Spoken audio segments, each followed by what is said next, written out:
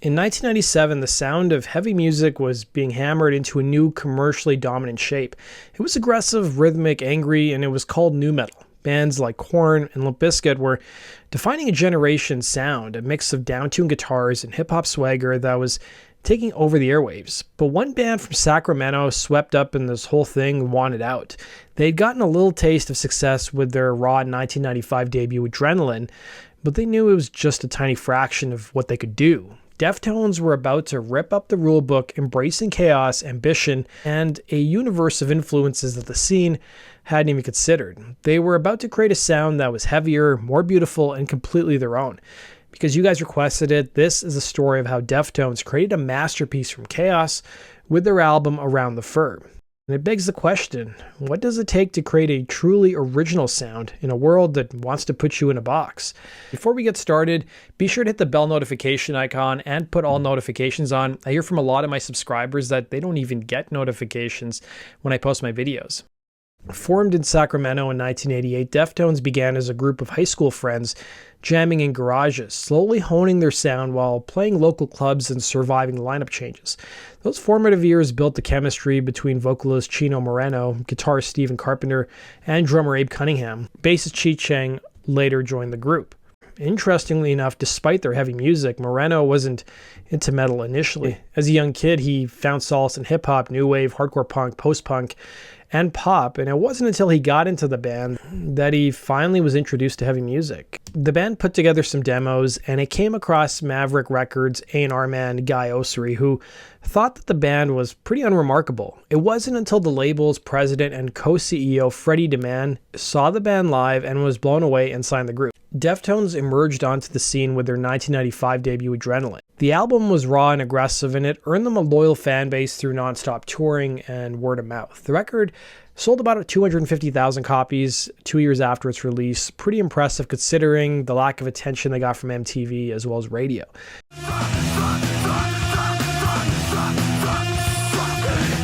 The Plain Dealer newspaper noted how two other acts around this time, Marilyn Manson and White Zombie, which they played a similar style of music to, was burning up the charts. Moreno told the Plain Dealer, "I'm proud to know we've done it on our own."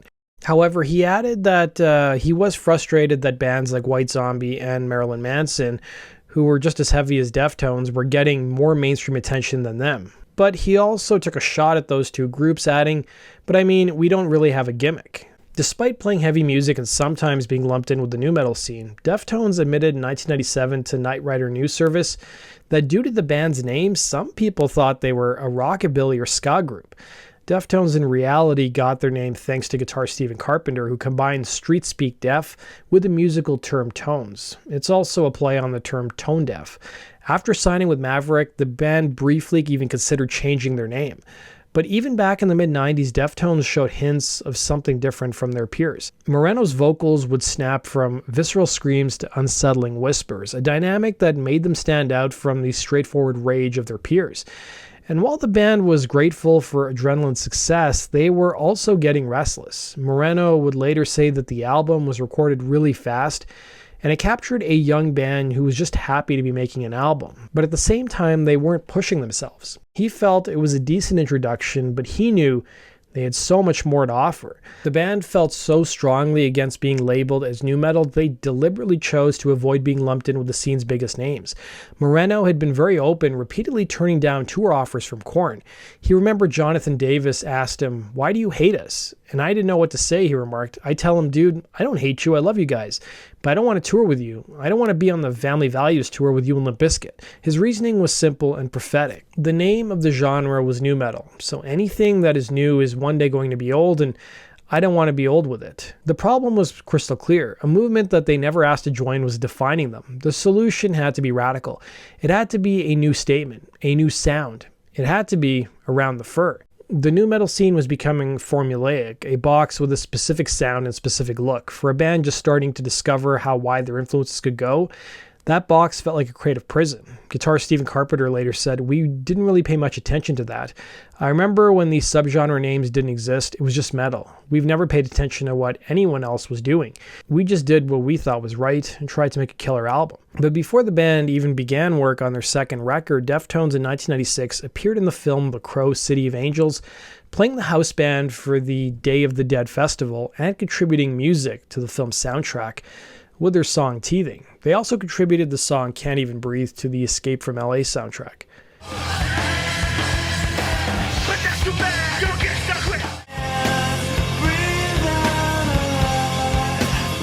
Going into their second album, the band's ambition was absolutely fearless. In Moreno's own words, the mindset was, let's break down some walls, let's make some noise, and let's make songs out of that noise. This creative hunger was the main engine, but it was amplified by some logistical headaches and a change of scenery that threw a whole lot of chaos into the mix. First off, there was a geographic split. Bassist Chi Cheng had moved to San Diego with his wife, while the rest of the band stayed in Sacramento. This forced a change in their early songwriting, with guitarist Stephen Carpenter and drummer Abe Cunningham working as a trio to build the first skeletons of the new songs. This period also had some internal friction, with the band recalling silly arguments and Chi even threatening to quit the band to become an English teacher. But instead of derailing them, these problems just seemed to sharpen their focus when they finally got together.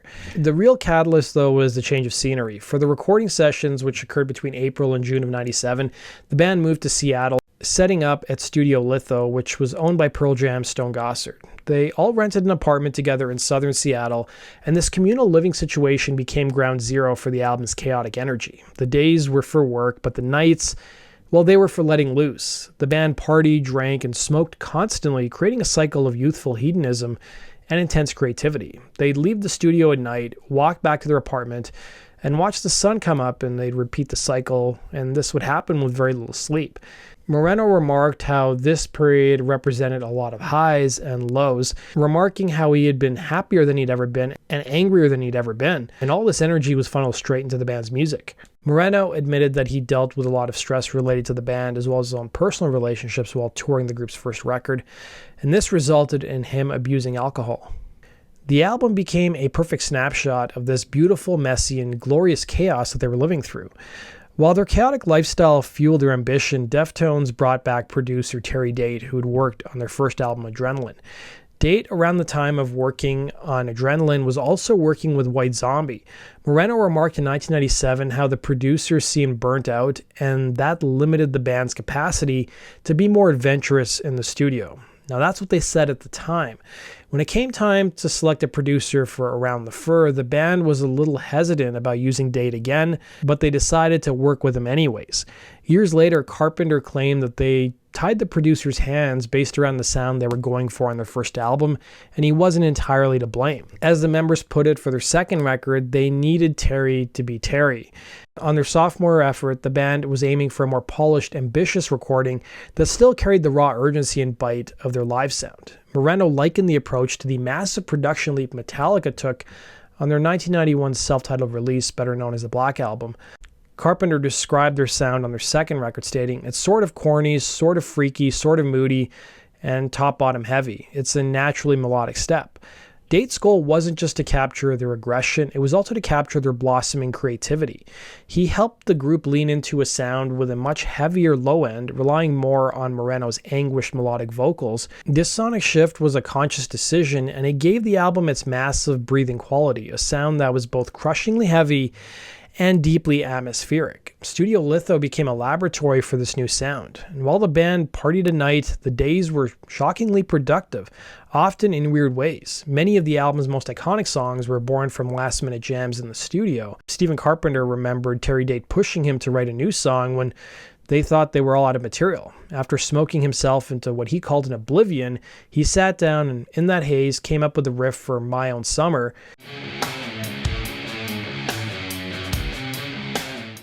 The title track and Rickets were all born out of similar flashes of inspiration not long after. My Own Summer examines the future apocalypse, highlighting themes of isolation, feeling overwhelmed, and wanting to escape from oppressive circumstances. There was one interview the band gave in 1997 where it was said to be inspired by a time Moreno used aluminum foil to block out the sun coming through his windows and waking him up in the morning. Around the Fur is really where the band's diverse influences really started to melt into something new. While Carpenter was laying down some of the heaviest riffs of the 90s, he was also listening to Depeche Mode's Ultra on a 24-hour repeat. It was here that the term shoegaze started creeping into conversations about Deftones music. Shoegaze, the late 80s, early 90s genre known for ethereal vocals and distorted atmospheric guitars, was a clear influence on their new direction. You can hear it in the shimmering layered guitars and Moreno's hypnotic whispered vocals floating over the sonic assault. When it came time to writing lyrics, Moreno admitted that it didn't really happen until the band was in the studio, revealing, on the first record there were really no lyrics. That's why there aren't any in the liner notes. I was just making noises. Around the Fur is the first time I sat down to write lyrics. I was just a young, introverted guy and not a confident lyric writer. Adding, to tell you the truth, sometimes I don't know what the hell I'm talking about. I know the idea behind the words, but I really have a short attention span, so my mind starts to wander off. I'll start making a song about something, and it'll start to have so many different feelings in it. He added how he sometimes feels like he contradicts himself within the same song, but he also said he likes how his song can have a bit of mystery to it. On Around the Fur, there were several girls the songs were written about, with Moreno adding, some are nice, some are mean, and some are not too understanding. Most of the songs are about relationships because I really suck at them. That is the one thing I can't seem to get right. The band also brought in a new element, musician Frank Delgado, who wasn't even a full-time member yet. He added turntables and electronics on 5 tracks, bringing subtle but crucial atmospheric layers that pushed their sound even further. They were experimenting with everything. Drummer Abe Cunningham used different snare drums in almost every track to change up the sound. It was a process of tearing things down and rebuilding them, taking pieces from metal, hardcore, new wave, and shoegaze, and forging them into something that could only sound like Deftones. The chaos of their lives was mirrored by the fearless creativity in the studio, creating a sound that was both ugly and beautiful all at once. The genius of Around the Fur isn't in the album as a whole, it's in the individual moments that define its insane dynamic range. The album is a journey through clashing emotions and sounds, with each track showing off a different side of the band's chaotic new identity. My Own Summer became the track that catapulted Deftones into the spotlight and secured its place as a mainstay in their live shows. Blending a relaxed groove, heavy verse with a ferocious, explosive chorus, it introduced a dynamic contrast that would go on to define their sound.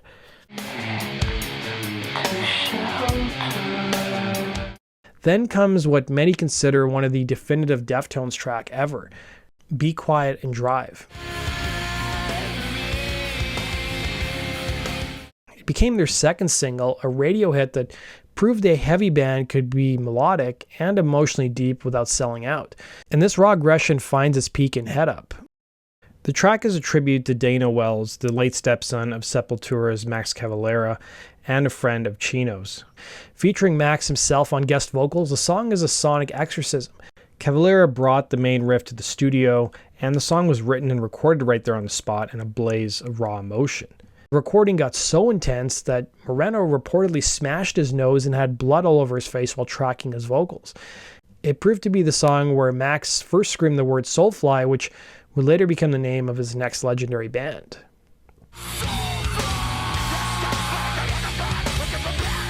Now, you can't talk about Around the Fur without talking about its cover. It's just as iconic and debated as the music itself. According to the Daytona Beach News Journal, MTV and radio were a little hesitant to play the band. Interestingly enough, though, in the early days of the album coming out, the cover garnered more press attention than the music itself.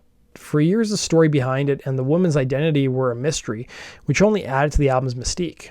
The photo was taken by Rick Kosick, a photographer known for his work with Big Brother, Escape Magazine, and later Jackass. The band, especially skaters Moreno and Carpenter, were fans of his work and flew him up to Seattle. The shot wasn't planned or anything. It was a candid moment snapped at 4 a.m. during one of the band's late-night hot tub parties at their apartment. Kosick saw the shot, took one photo, and that was it. The woman, who was later identified as a friend of Carpenter's named Lisa M. Hughes, was tracked down for her permission, which she eventually gave. Moreno had mixed feelings about the cover over the years, once mentioning how awkward it was to be married at the time while the cover was depicting their wild party lifestyle. But aesthetically, it's a perfect match for the album's themes. The image is gritty, voyeuristic, and captures the raw, unfiltered energy of that time in their lives. It feels both sensual and unsettling, a perfect visual for the album's sonic duality. And Moreno later explained that the title Around the Fur, though it sounds sexual, was really meant to describe the music, something that feels ugly on the outside but is beautiful and soft on the inside. The lyrics explore everything from juvenile perception and existential angst to sex, violence, and romance. It's an album laced with eroticism but delivered with a devilish, almost terrifying energy. The art, the title, and the lyrics all circle the central theme of a beautiful surface, hiding a much darker, more complex reality. When Around the Fur dropped on October 28, 1997, critics went wild.